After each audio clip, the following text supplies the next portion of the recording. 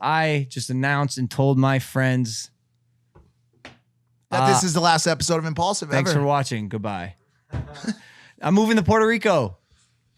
I'm moving to Puerto Rico. I was there this past week kind of scouting it out.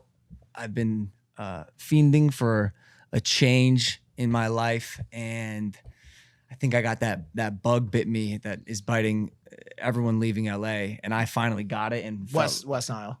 You have the West Nile virus? Is that what you're saying? Because there's some dangerous insects down there in fucking PR. There's not. So that's what I thought. I thought it was more third world than I suspected. So I went out there to scout it, and I just fell in love with it.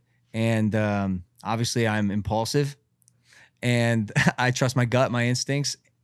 Feel like it's the closing of a chapter and the opening of a new one. Getting a lot of senior year vibes around the house. I've been singing that song the whole, as we go on, we remember. We'll get copyright for that. Copyright infringement is forever. And I can tell you're a little upset. Yeah, George is really fun. So really quickly before we started the show today, Logan just gave us an entire PowerPoint presentation called "Why You People Should Move to Puerto Rico with Me," and he, for lack of a better word, stated his case. And a lot of the stuff was aimed directly at me. Me and him have had some very intimate conversations over the past week about why it would make sense for me to be there and why I should pick up and leave and go there. And every time I've said, "Hey man, listen, bro, I'm not fucking moving to Puerto Rico with you." So he put together a whole Puerto Rican PowerPoint. You went full document. Jordan Belfort on me. Yeah. You pounded your head with a microphone and said, "I'm not fucking leaving. I'm not fucking leaving." Yeah. And then George walked in during this PowerPoint, and now this is his current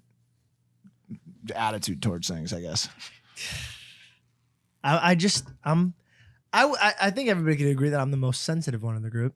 Yeah, you fucking pussy. Yeah. I just, What a fucking bitch. I'm a fucking guy that brings. I'm kidding. We love you, man. I love you so much, George. I get nervous just because I know right now and I would say this 1,000 times. This is the moment that we're all gonna look back and remember, and I'm just scared that we're moving on so quick, and everything's gonna you know what I mean? Yeah. Like we get to wake up every day and be best friends and make content and go to each other's houses and see each other and be there for each other. So it's like we're all separating. This is, I don't know. You're tearing up a little bit, I would say. Yeah, I just don't want to. We can still be best friends just with 4,000 miles between us. You ever been 17 hours to get to you. It was supposed to be 10. I had a flight delay. I had a horrible flight You delay. ever had a good pen pal before? Yes, but I was dyslexic and he stopped writing. Dude, and you could be really good friends over Zoom.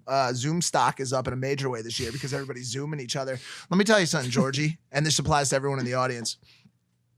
When Logan brought this opportunity to me, he's like, pick up, move to Puerto Rico.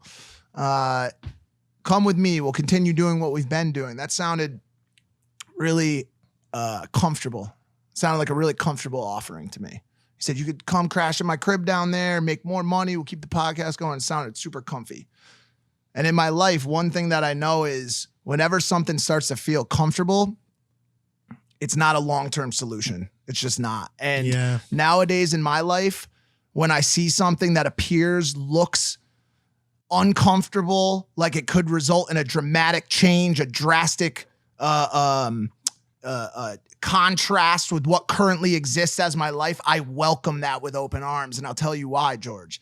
Every time something in my life has changed dramatically, the cards have fallen down all around me and I've had to pick those cards up and build something new. It has always 100% of the time led to something dramatically greater than what fell down. Every single time, without question. And so you have to look at change with that perspective, that what comes is greater than what was. No, I get that. And I don't know. I get that every single time we get in like an uncomfortable position or a tough spot or something you don't want to go through, usually comes out to be like better than you expected. It's just, to me, it's the friendship. 28 years of my life, like I love what we have. Like this, like growing up, friendship was like a very hard thing to solidify. Like people that fuck with you for like forever and always. Yeah. So it's just like, for example, Kave is my best friend. He's in Arizona. We're far from each other and we're still best friends. It's doable. I don't know. To me, I wrestle with this a lot, George. Honestly, it's like, I have a really awesome setup here, surrounded by a lot of people that I love, and I'd like to continue this for the rest of my life. But is that realistic? No, it's never. It's Even gonna end sometime. I'm noticing it with him, man. The deeper and deeper he falls in love with that girlfriend of his. That's nothing to do. I see him less and less. For everybody. No, it does not. He started disappearing from my life. Bro, I got home last night from Puerto Rico to an empty ass house. Fucking Mike. I said this. I'm lonelier here than I would be in Puerto Rico. How about I'll move in here. My girlfriend can have the master at my house. Right? Well, this guy's never here unless he wants to game. I don't even know if I'm keeping this house, dog. Dude, no, I'm wrestling with the lot right now. You guys, you're giving up. Look at when we won. Slow down a second. Look when we fucking won. Oh, is that you in that picture? Well, when I look back on it, it is. Look like Spencer. You're throwing this all away. No, I'm not. Also, people are going to believe your bullshit, bro. Slow down. Last night was Valentine's Day. The entire course, I was with my girlfriend. The entire course of my relationship, you've also been in one, and we're equally unreachable, doing your own thing in your bedroom, and I was doing my own thing. And just for the past couple months, it also doesn't matter because, to be quite honest with you, over the past... let's be fully transparent here and talk about things that really haven't been talked about much off camera. For the past year, you've moved very much into a business sense that is extremely Logan Paul focused, which as it should be, rightfully so. But at times it feels like there isn't much collaborative room for a Mike Malak in that effort, and that's all by default, by design. Boxing, the crypto, the Pokemon, those are not my passions. Those are your things. And I see you walk around the house from day to night with the AirPods in, talking to people about those pursuits, and it's really hard for us I'm an AirPod fucking guy. Yeah. That's how you know. Yeah, facts. I'm day trading. What the fuck am I doing?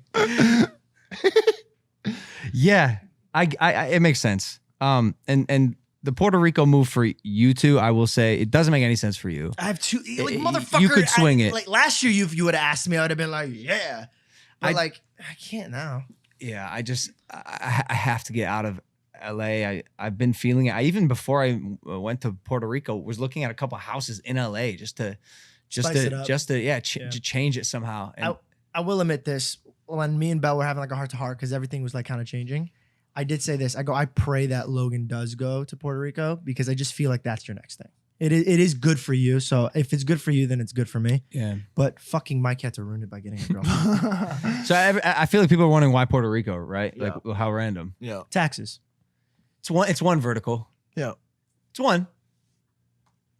It's a big one. It's 96% of a big one, which ironically is the same amount of money you keep every year if you move to Puerto Rico.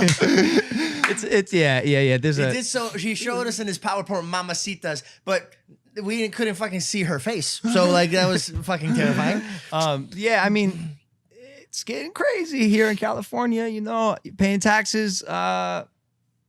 Everybody is leaving. And for what? Because the potholes in the streets are not fixed. Homeless people everywhere. A dearth of employment. COVID not handled the right. Like I don't know. It just I don't love it. And so I kind of looked at Texas a little bit. You know, like Rogan, Miami. Right, Jake moved to Miami. I flew down there before Puerto Rico again on a scout, checking it out. Yeah, I did not like Miami. Texas felt just as isolated as Puerto Rico. And same with Miami. Miami and Texas both have no state tax. I think it's 13.5%, which is nice. It's not nicer than here in California, right? No, California's got the 13%. 13.5%. That's what I'm saying. Yeah. Texas and Florida don't have that. So make $1 million, you save $135,000 if you live in Texas or Florida. Correct. But Texas just felt like literally in the middle of almost nowhere. And the heat I didn't love. And Puerto Rico makes sense because you enter training camp for 2 to 3 months straight at a time where you can't do anything anyways. Yeah. I can't go out and enjoy that Miami nightlife. I can't go out and enjoy the LA nightlife. It makes sense. Zoning in twice a year for 4 to 6 months. It's nice, and it's nice to do it in Dorado, aka fucking heaven on earth. But I think that's actually contrary to a creative grind or a creative mission, because if it was a place, the opposite. No.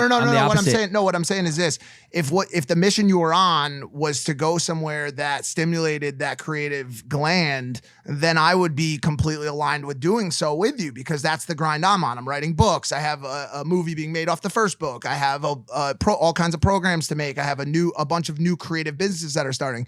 You're going to Dorado to remove the distractions, to remove the creative strategy and simply punch. But I mean, that's what you said. You're going to do training camp there. My best ideas come from when I'm alone and I've completely internalized. But what about the execution of such? You know what I'm saying? I mean, that's easy. The execution's easy. With the Rolodex that I've developed during the 6 years that I've been in LA, the execution's the easy part. Every time I internalize and some of my best ideas happen when I'm just focused on my own. Like, I want to write scripts, dude. I can't do it here. I'm so distracted. I have 2 movies I want to write. I need to write. And I just haven't found the time or necessarily motivation to do it here. Like in Puerto Rico, it's funny, you're motivated to do more and make more money because of the implications that come with it. Do you feel like I've always been a bit hesitant in life going after things that have a primary goal of money. Yeah, and I'm asking a question. I guess I was leading into that. Like, does it worry you at all that, you know, you're leaving everything, you're leaving very good friends, you're leaving a great show, you're leaving, you know, all. Well, the show's not ending. I want to make that. We'll talk about that. But yes, just for the primary. Just for the primary mission and goal of putting more dollars in your pocket. Well, it's not the primary reason, and I liken it to working smarter, not harder. Honestly. What's the primary reason? If not, say it. Sorry. That is the primary reason. Oh, got it. But there's a plethora of other ancillary, ones. Yeah. That all contributed to it. But I wait. Yeah. I'm working smarter, not harder. It's always been what it's always been something I'm good at. Yeah. And really, I think leaning into boxing and that like pure locked in focus concentration lends itself really nicely to moving to somewhere like Dorado, as well as all the other additional benefits that it has. I don't know, bro. When I was there, like, yeah, you it just felt right. It just felt right. I loved it. Yeah, I mean, dude, trust me. When I go to places like that or to Cabo or something like that, it always feels good. I just worry, you know, for myself at least, not for you, about the long-term prospect of being there for that length of time. And also, I have a couple new projects that I haven't even really talked to you about yet that are going to be leveraging the new wave of creators. Sure, We're going to be moving people out to LA and putting them in a big mind house. I only have to be there 6 months out of the year. I'll probably do more because I'm telling you, I really like it. But like, I'll still be here. I'll still be here in LA. And the only sticking point that I had was this show. Yeah. Spent $60,000 to build a brand new set. And I'm throwing up the deuces. 70,000. 70K. Yeah.